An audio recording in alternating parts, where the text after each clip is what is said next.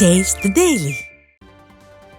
திருத்தணியில் உள்ள டாக்டர் ராதாகிருஷ்ணன் அரசினர் ஆண்கள் மேல்நிலைப் பள்ளியின் பழைய கட்டிடத்தில் ஆசிரியர்களே இல்லாத நேரத்தில் பள்ளிக்கல்வித்துறை அமைச்சர் ஆய்வு என்கிற பெயரில் படப்பிடிப்பு நடத்தியுள்ளார். திருவள்ளூர் மாவட்டம் திருத்தணியில் உள்ள இப்பள்ளி வளாகத்தில் உள்ள கட்டிடம் 100 ஆண்டுகளுக்கு மேல் பழமையானது. பழுதடைந்த இந்த கட்டிடத்தின் சுவர்கள் வலுவிழந்து சரிந்து விழுந்ததால் அதிகாரிகள் அந்த பள்ளி கட்டிடத்தை மூடி வைத்துள்ளனர்.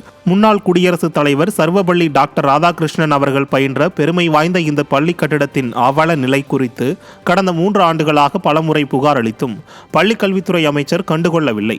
இந்த நிலையில் பள்ளி விடுமுறை நாளில் ஒரே ஒரு ஆசிரியர் கூட இல்லாத நிலையில் ஆய்வு செய்கிறேன் என்று கடமைக்காக அந்த கட்டிடத்தின் உள்ளே கூட சென்று பார்க்காமல் வெளியில் வலம் வந்து பள்ளி வளாகத்தில் இருந்த டாக்டர் ராதாகிருஷ்ணன் சிலைக்கு மாலை அணிவித்து விளம்பரத்திற்காக ஒரு போட்டோ எடுத்து விட்டு சென்றிருக்கிறார் என பள்ளி மாணவர்கள் குற்றம் சாட்டுகின்றனர். ஸ்டாலின் ஆட்சியில் கல்வித்துறையின் நிர்வாக சீர்கேடுகளால் மாணவர்களின் பாதுகாப்பு கேள்விக்குறியாக உள்ளது என பெற்றோர்கள் வேதனை தெரிவிக்கின்றனர்.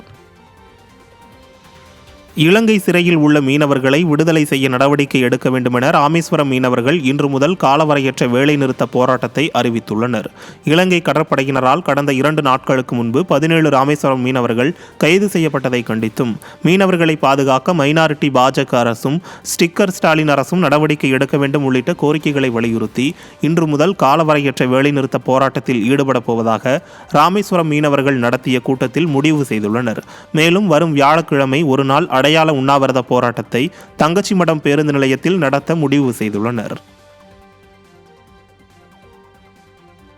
காரைக்கால் கோயில் மோசடி விவகாரத்தில் சிபிஐ விசாரணைக்கு கவர்னர் உத்தரவிட வேண்டுமென அதிமுக மாநில செயலாளர் அன்பழகன் வலியுறுத்தியுள்ளார்.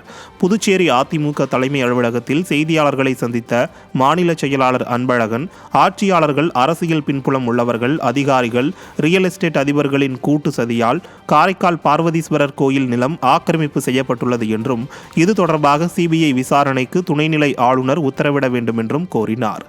தொடர்ந்து பேசிய அவர், இந்தியாவிலேயே வக்போர்டு அமைக்காத மாநிலம் புதுச்சேரிதான் என்றும், எனவே உடனடியாக வக்பு வாரியத்திற்கு தலைவரை நியமிக்க வேண்டும் என்றும் அவர் கோரிக்கை விடுத்தார். உதயநிதி ஸ்டாலினுக்கு துணை முதலமைச்சர் பதவி வழங்கியது ஸ்டாலின் மகன் என்ற பிறப்பால் தானே ஒழிய உழைப்பால் இல்லை என்று சட்டப்பேரவை எதிர்க்கட்சி துணைத் தலைவர் ஆர்பி உதயகுமார் தெரிவித்துள்ளார். மதுரை புறநகர் மேற்கு மாவட்ட கழகம் திருமங்கலம் தொகுதி டி. கள்ளுப்பட்டி ஒன்றிய கழகத்தின் சார்பில் கழக வளர்ச்சிப் பணிகள் குறித்து மக்களுக்கு ஆற்ற வேண்டிய பணிகள் குறித்தும் பேரையூரில் ஆலோசனைக் கூட்டம் நடைபெற்றது. இதில் எதிர்க்கட்சி துணைத் தலைவர் ஆர்பி உதயகுமார், முன்னாள் அமைச்சர் கடம்பூர் ராஜு ஆகியோர் ஆலோசனை வழங்கினர். அப்போது பேசிய எதிர்க்கட்சி துணைத் தலைவர் ஆர்பி உதயகுமார், சில ஆண்டுகளுக்கு முன்பு உதயநிதி, நான் நடிகன், அரசியலுக்கு வரமாட்டேன் என்று கூறினார். அதேபோல வாரிசு அரசியலை ஊக்குவிக்க திமுக சங்கரமடமல்ல என்று கருணாநிதி அப்போது கூறினார். ஆனால் இப்போது நிர்வாக திறனற்ற திமுக கம்பெனியாகி தாத்தா, மகன், பேரன் மற்றும் கொள்ளுப்பேரன் ஆகியோர் பதவிக்கு வரும் நிலை உள்ளதாக கூறினார். இதைத் தொடர்ந்து பேசிய முன்னாள் அமைச்சர் கடம்பூர் ராஜு, பொம்மை முதல்வர் ஸ்டாலின் செந்தில் பாலாஜியை அமைச்சராக்கியும் உதயநிதியை துணை முதலமைச்சராக்கியும் சொந்த காசில் சூனியம் வைத்துள்ளதாக தெரிவித்தார்.